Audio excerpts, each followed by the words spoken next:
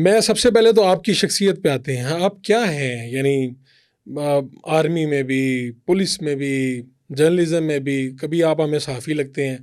और फिर ख़ास तौर पे ये कि जितने मैंने देखे हैं पोजीशन होल्डर सीएसएस के, वो आपकी तारीफ़ें कर रहे होते हैं, उस्ताद जी, मुर्शद जी कह रहे होते हैं। तो तैमूर बुखारी कौन है? चले मैं आपको थोड़ा सा बैकग्राउंड बताता हूँ अपना।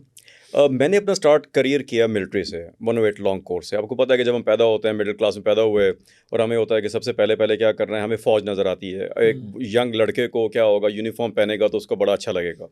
तो हमारा ड्रीम भी फ़ौज में जाना या एयरफोर्स में जाना, वही ड्रीम था। और मैं लकी रहा कि मैं सेलेक्ट हो गया 108 लॉन्ग कोर्स के अंदर। फिर पाकिस्तान मिलिट्री जब ज्वाइन की, उसके कुछ अरसे बाद मैंने वहाँ से रिज़ाइन किया। कुछ मेरी जो है ना, वो आपको पता है कि हमारी ट्रेनिंग जो है वो इमोशनल उस पर हुई हुई है, रैशनल हम कम है हमारी कौम जो है। तो मैंने भी इमोशनल होकर रिज़ाइन पुट कर दी, but it was a very outstanding career. I learn a lot from military life. मैंने बहुत डिसिप्लिन सीखा। अच्छा। उसके बाद जब वापस आए तो लोगों ने कहा कि अब मिलिट्री ऑफिसर थे, तो अभी आपके पास सिर्फ एक ऑप्शन है। वो ऑप्शन ये है कि आप सीएसएस या पीएमएस करें। सीएसएस करें, पीएमएस का तो ठीक। उस टाइम था ही नहीं।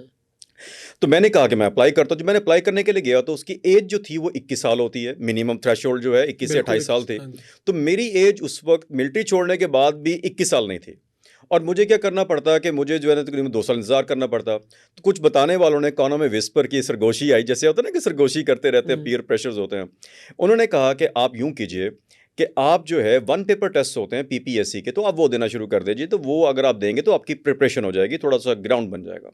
मैंने वो पेपर देना शुरू कर दिए। मैं नायब तहसीलदार हो गया, उसके साथ मैं थानेदार भी हो गया पंजाब पुलिस के अंदर। फिर मैंने वो ज्वाइन कर लिया पंजाब पुलिस। पंजाब पुलिस में। ठीक है। जब मैंने वो ज्वाइन किया तो फिर विस्पर वही सरगोशी आना शुरू हो गई। सरगोशी ने कहा कि भाई तुम तो गस्टेड ऑफिसर थे, ये तुम नॉन गस्टेड में आ गए हो, तुम सीएसएस करो, ये छोड़ो, इसको क्या कर रहे हो? तुम्हारा लेवल तो कुछ तुम्हारा और लेवल है। डिफरेंट था। तो हाँ। वो लोगों ने बातें करना शुरू कर दी, आपको पता है कि ऐसे करते हैं। मैंने वहाँ से उसको छोड़ा और उसके बाद फिर मैं सीएसएस करने के लिए मैं भावलपुर से लाहौर आ गया। ठीक है। जब मैं लाहौर में आया तो मेरे सारे दोस्त को ले रहे थे, एडमिशन ले रहे थे मीडिया के मास्टर्स के अंदर। मैंने भी साथ में एडमिशन ले लिया। और उसके साथ मुझे एक अपॉर्चुनिटी मिली डॉन न्यूज़ टीवी के अंदर काम करने की, जब ये इंग्लिश में होता था। ठीक है 2009 की बात है, जी। 8-9 की बात है। मैंने वहाँ पर काम करना शुरू कर दिया। मैं एक जर्नलिस्ट बन गया और मुझे लगा कि असल काम तो यही था, जर्नलिज्म। तो मैं वहाँ पे काम करने लगा, वहाँ पे रिपोर्ट्स बनाई और बड़ी वो हिट हो गई रिपोर्ट जो थी। मैंने कहा सही जगह आ हाँ, गए। अब सही जगह आ गया, एग्जैक्टली। रात को सोया हुआ था, लेट नाइट मेरे वालिद साहब की कॉल आई। उन्होंने मुझे कहा कि मैंने ख्वाब देखा कि तुम और तुम्हारा भाई, हम 2 भाई हैं, तो दोनों सीएसएस कर गए हो और मुझे बड़ी खुशी हुई है। मैं उठा हूँ तो मेरा ख्वाब टूट गया है। तो ओहो। आई वांट के वो जो है ना, अब फिर वही मशरकी इमोशनल ट्रेनिंग, वो जो मैंने कहा था जिसकी वजह से मैं मिलिट्री रिजाइन किया, वही सामने आ तो आप गई। फिर इमोशनल हो गए। वो इमोशनल हो गए, जर्नलिज्म छोड़ा और सीएसएस की तैयारी करने बैठ गया। ओह। और सीएसएस क्वालिफाई कर लिया।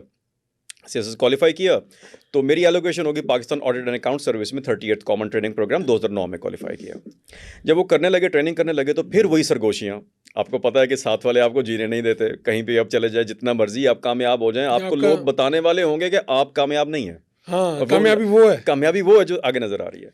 उन्होंने कहा ये ग्रुप नहीं, अब ग्रुप चेंज करें, क्योंकि अब मेरिट थोड़ा लो है आपका, अब दोबारा करें। मैंने दोबारा दे दिया and I score outstanding marks in interview. लेकिन इवन देन मेरी पोजीशन जो थी वो ऐसी है कि मेरा दोबारा इनकम टैक्स, जिसको इनलैंड रेवेन्यू सर्विस कहते हैं, वो बना। उसके बाद क्या हुआ, मैंने उसको रिटेन नहीं किया और फिर उसके बाद मैंने ऑडिट अकाउंट सर्विस किया। तो इस सारे टेन्योर के अंदर मैं आर्मी से, पंजाब पुलिस से, जर्नलिज्म से, सिविल सर्विस जो है ना वो कर चुका था। मुझे वो सेटिस्फेक्शन, इंटरनल सेटिस्फेक्शन वो नहीं आ रही थी। फिर क्या हुआ कि मेरे कुछ दोस्त थे, तो उनके जानने वाले थे। उन्होंने कहा जी यार ये गाइड करेंगे, इनको कुछ थोड़ा सा गाइड कर दें। वो मेरे पास आए, मेरे ड्राइंग रूम में बैठे।